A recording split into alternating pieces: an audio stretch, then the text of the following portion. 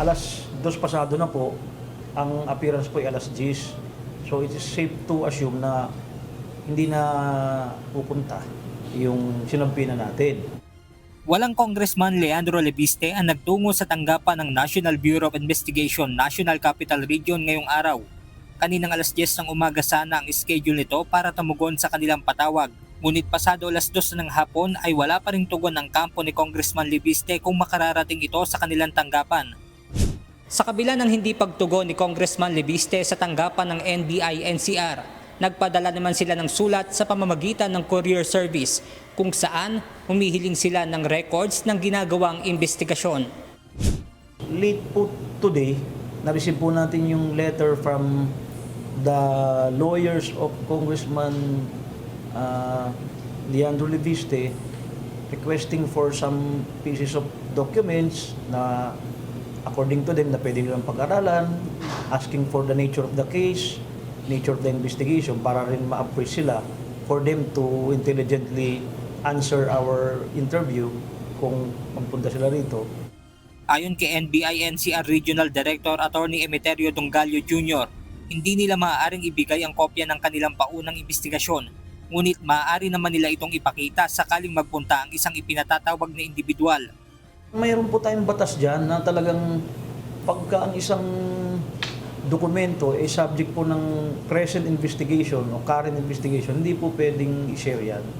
Kasi makukompromise yung investigation plus yung mga persons or personalities involved baka makompromise din. Kaugnay nito, binigyan muli ng palugit ng NBI-NCR sina Congressman Lebiste sa darating na Martes, August 11 ng 10:00 ng umaga. Habang 2:00 ng hapon naman si dating Presidential Advisor on Legal Affairs Secretary Jacinto Jing Paras. Nilinaw ng NBI na parte ng due process ang pagpapatawag nila kina Congressman Lebiste at dating Secretary Paras. For every investigation, kung may mabanggit yung mga witnesses, this is part of due process, di ba? Due process, ibig sabihin, yung mga taong na-mention, they deserve to explain their side. Doon lang po tayo, due process lang. Wala po tayong inaakusahan pa ng kung anong pagkakamali o krimen o ano. Just to invite them to explain their side. Due process, that's the principle of due process eh.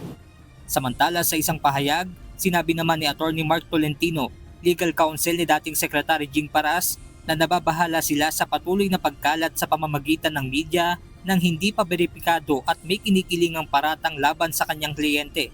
Dagdag pa ni Attorney Tolentino, hindi anya parte ng criminal justice system ang pagsasagawa ng isang pagliliti sa harapan ng television camera o court of public opinion dahil bago ito ay dapat sumailalim ito sa legal na proseso ng nararapat na otoridad para magsagawa ng investigasyon.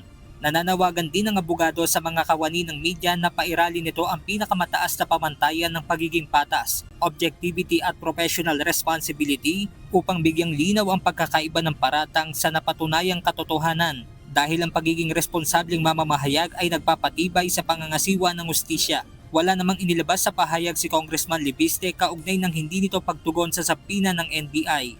Benedict Samson, UNTV News and Rescue. Diyos ang aming sandigan, serbisyo publiko ang aming pinahahalagahan.